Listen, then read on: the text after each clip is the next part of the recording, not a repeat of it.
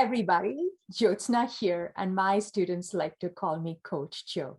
Welcome to the Gifted Gapper Soundbites, where I share tips, techniques, and strategies for your high schooler to excel in school. Today, we have Allen Tsao. Guess who he is? He's an expert in AP Physics 1, and his passion is to guide children to get a 5 on the AP exam. How cool is that? I constantly hear parents saying that their children are struggling with AP physics, right? So that is why I got in touch with Allen, who's an expert.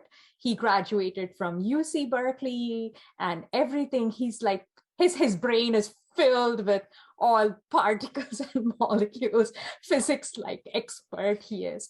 And I'm so fortunate to have him here. And he's going to give us an overview about AP physics. And let's hear from him. So welcome, Allen.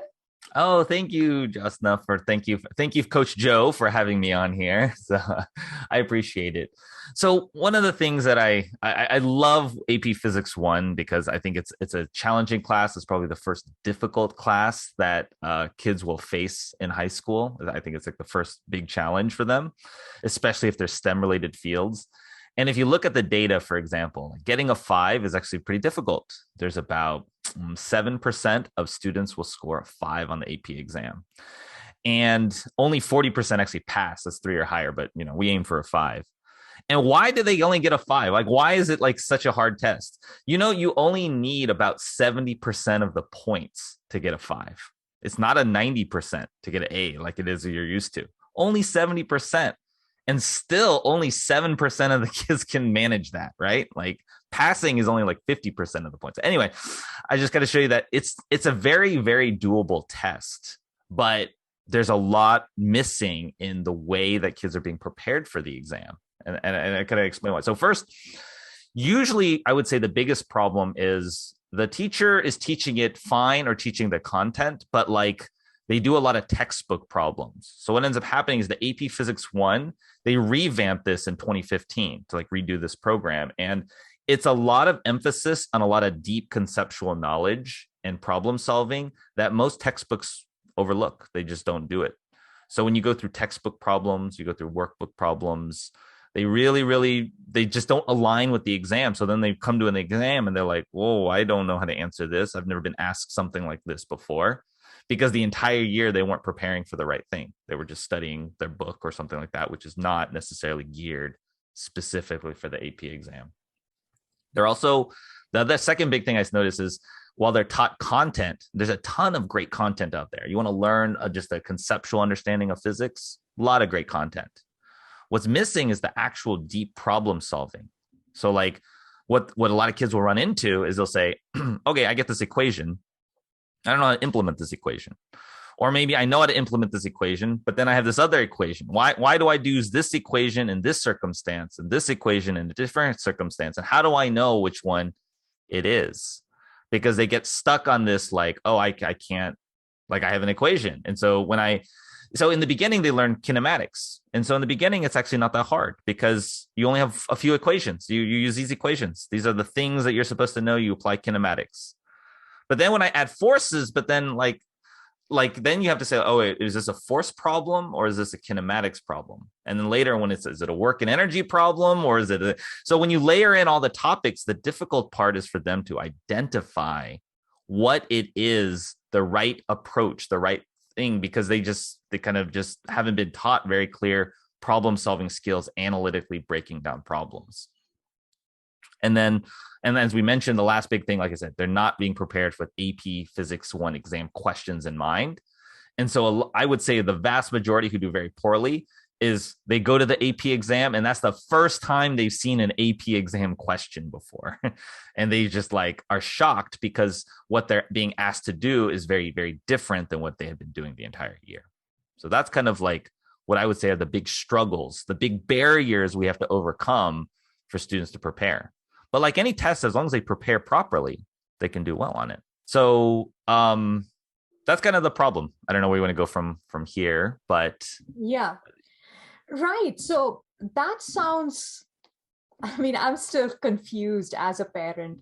Um, so, what would be the appropriate way, or do you have a methodology that you use with your students? What is your philosophy or methodology or solution? Yeah.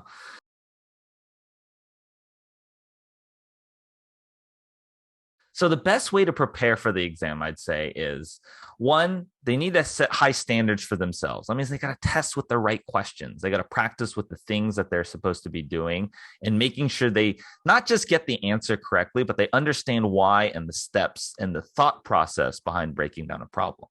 So they definitely need that.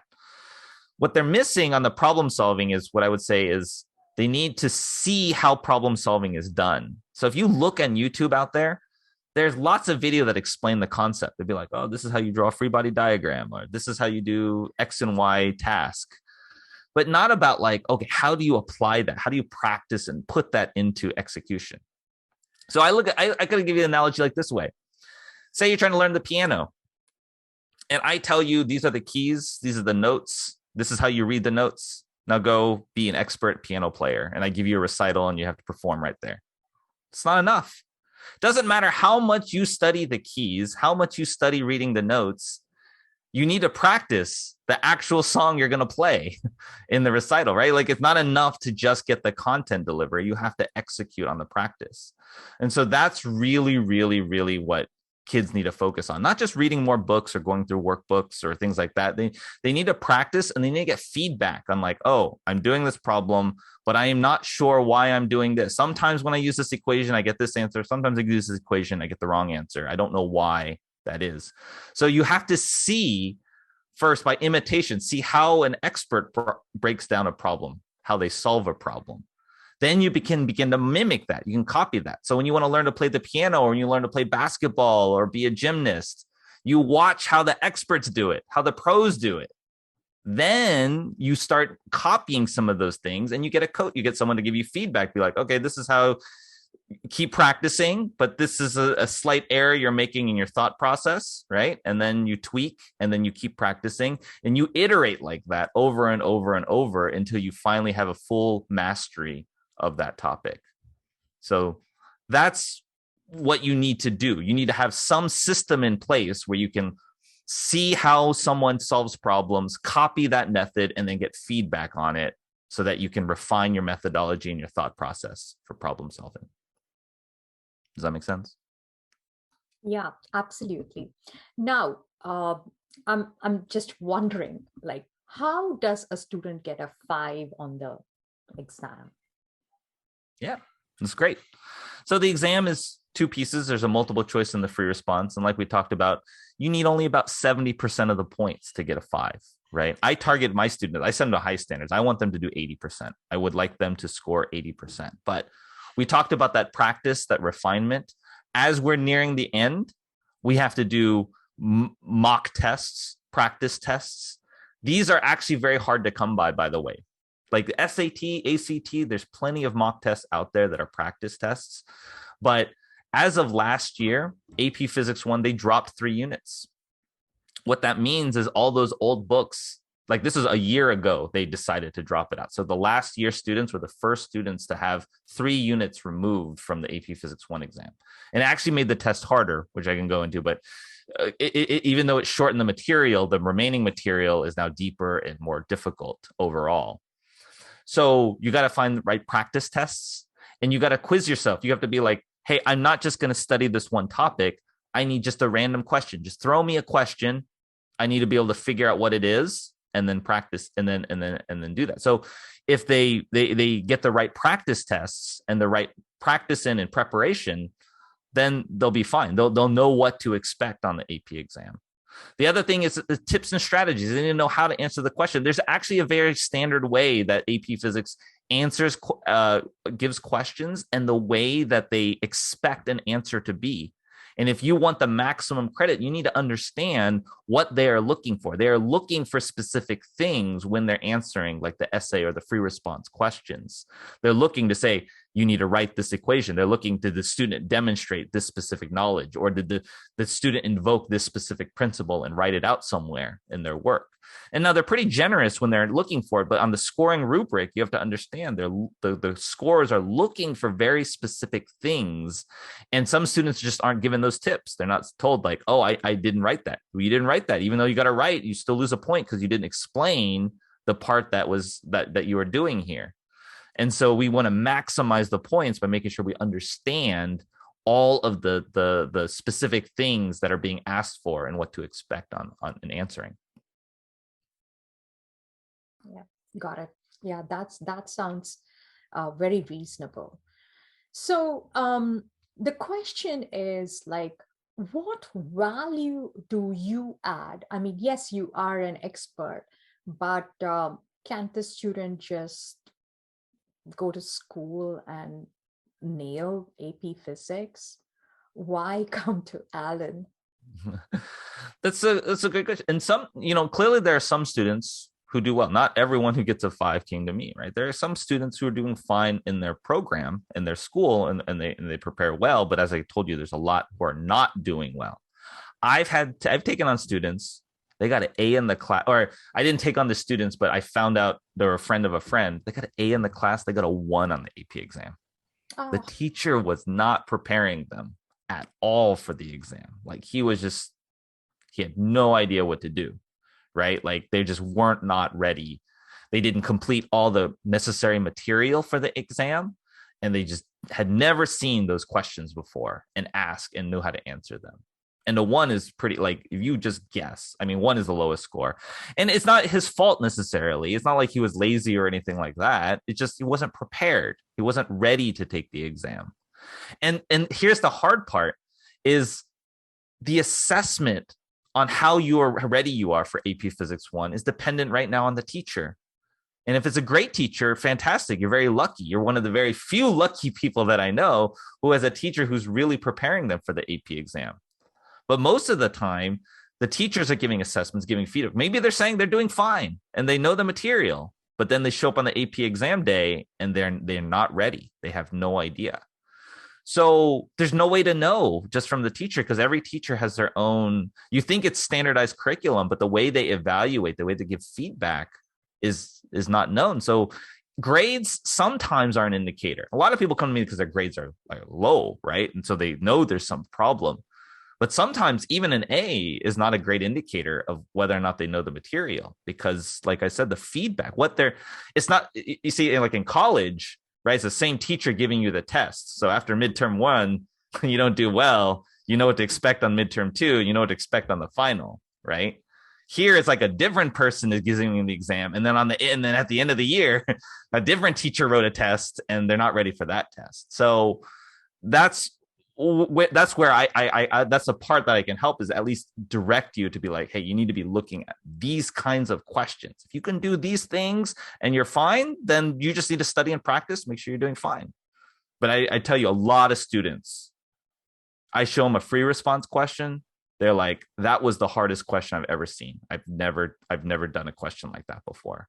And that's scary to me, that like they're just not ready to take the exam. And the data shows that nationwide, like of the hundreds of thousand kids, 60% of them get a 2 or lower, right? So they're not ready to take the test. Yeah. Got it. Yes. And also as an academic coach, I know that students start off strong, but what happens is there is a dip. Okay. Mm-hmm. Like in the beginning, it's sure. familiar, they're getting used to it and everything. And that dip typically happens around January, right? So what mm-hmm. happens is they finish their 2 quarters, they finish the midterm, and then things start to accelerate after January. And in May, they have to take their final exam. So what strategies do you have, or how do you go about avoiding the dip that happens? Well, that's a great question. So the first thing we have to ask is why that dip occurs. And they occur in different subjects for different reasons. But I could tell you in physics, a big reason a dip starts to begin to happen is what I alluded to in the beginning, is like in the beginning, you know the kinds of questions you're going to be asked. you're going to be asked a kinematics question. You're going to be asked maybe a forces question. When you take your unit test, it's fine. But later on, the questions are there, all the topics are integrated. So later on, when you go into a later topic, not only does it ask about the new topic you're learning, but it might ask about previous topics. And in the beginning, when you know that you've only learned these two topics, you only have a couple of tools, right? Now, later on, we've had all these tools and haven't practiced deciding which tool to use. So think of it like this way. In the first unit, you get a hammer. So you solve everything with a hammer. Everything's a nail, right? You just use the hammer on everything. The second, teach you to use a wrench. And then you have to decide, do I use a hammer? Do I use a wrench? By the time you get to the later topics, you have so many tools and you have to decide which is which. Like you never had to think about which was which, but now you have to decide which technique is appropriate. Which analysis tool should I think? Should I think of it from an energy point of view? Should I think about it from a force point of view?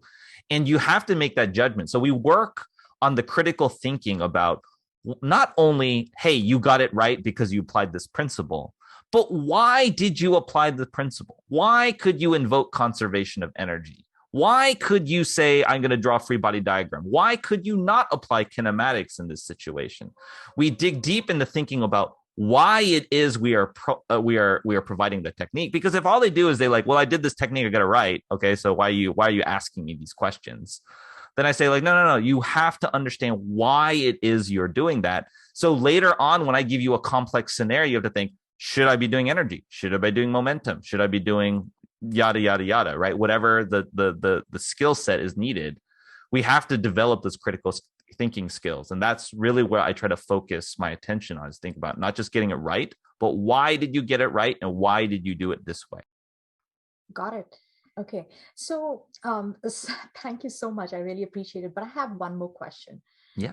I know, like, are there some specific areas in AP physics that is like tremendously hard? Yeah. I don't know. I would say the rotation unit, the very last one, is probably the hardest unit in general. That's usually the last thing that they learn right before the exam. It's kind of different now that they dropped those three. I say like last year was the first year they dropped those 3 units. It's hard to say which one is the hardest now. It used to be kinematics was pretty easy because they never asked kinematics questions. Last year was the first time they had a hard kinematics question. Not even that hard, actually a pretty simple kinematics question, but it scored the lowest. It's a 7-point question. The average score is 1.8. Oh. Like they just bombed that. They bombed that question. And it was not even that hard of a question. Like my students, like they're like, oh, I know what that question was. That was a very simple kinematics projectile motion question. But historically, those kinds of questions are not on. But that's why I say when they drop those 3 units, they hit a lot of old topics that normally are not on the exam, because they were so, when you have a test that covers so many topics, you don't get to hit everything on the questions, right? But when you narrow it down, they definitely make sure you touch on everything. So I would say rotation is tough, but like what I find where students struggle the most is usually the second unit in forces and drawing free body diagrams and really understanding that part. Because that part's the gateway to the rest of the units. Once they don't get that part, the rest of the units don't make any sense. If they have their forces and the free body diagram stuff really well, then the rest of the units are actually pretty easy. So I would say those 2, forces and rotation, those are kind of the big units that are pretty difficult to gain mastery on. Got it. That sounds very interesting. Yeah. So do you have any parting message or strategies for students? Yeah, just make sure you are looking at hard questions, past AP exam questions, and practicing. That's the key. You need to evaluate where you are, and you need to evaluate yourself to a standard that is appropriate for the AP exam, not just your textbook, not just, I don't even trust the workbooks necessarily. I haven't vetted all of them. Some of them haven't even removed the old content that was just removed last year. Okay, so like there's circuits questions and electricity questions that's not even on the exam anymore. So make sure you go to like good AP exam questions. If your teacher uses AP Classroom, make sure you utilize those progress checks. Those are AP style questions and of the level. If you don't have access to AP Classroom or your teacher's not doing that for you, try to find You can look at old free response questions on the College Board website. I have a bunch of videos on my YouTube that go through a lot of the AP free response questions too. So you can kind of look at those and some playlists that talk about the different topics. But make sure that at least you are evaluating your problem solving ability based on actual difficult AP exam questions. Don't necessarily rely on your grades or your textbooks to feel like you understand the material well enough. Got it. Yeah. So those are some awesome tips that students can easily apply. So I want to thank you, Alan. This was extremely informative. Although my son took AP Physics, the older one, I never paid attention to what he was doing. But I hear from a lot of parents that their children are struggling with AP Physics. And one last question, like, I know there must be a lot of prerequisites for the AP Physics. And do you think that the online learning pandemic sort of added to the whole confusion? A little bit. I think one of that can, if it comes in a mathematical skill. So if their pre-calculus or their trigonometry or their algebra is a little bit weaker, that can be an issue. But in terms of prerequisite otherwise, so the math is a key background. Make sure algebra, trigonometry. I don't find there have been some gaps for some of my students, but the level of algebra that they need for AP Physics, they're usually okay in. I actually don't know if it contributed as much. I would say it contributed more to the engagement from the teacher's side. The teachers are burned out. So their engagement and interactions with the students are a little bit lower because it's been a long haul for them. But AP Physics is commonly the first physics class that students will take. So in that sense, everything is new from the actual physics concepts. But yeah, like the pandemic had to put a drain on the teachers, put a stress on them, and they're not. I'm sad to say that some of my teachers last year, when the AP exam pivoted and dropped those 3 units, they dropped it in December. They told all the students that year those last 3 units were being removed that year. I'm like a lot of my students, they learned from me that those units were dropped. The teacher wasn't even aware at that point that those units had been dropped. And that was tough. It was tough last year, right? They just couldn't, they were trying to do all the online learning and things like that. And so they didn't notice those kinds of things. So I would say that's probably the biggest struggle it's been from the pandemic. Got it. Thank you so much, Alan. I really appreciate it. Very welcome. Thank you for having me on. Yeah.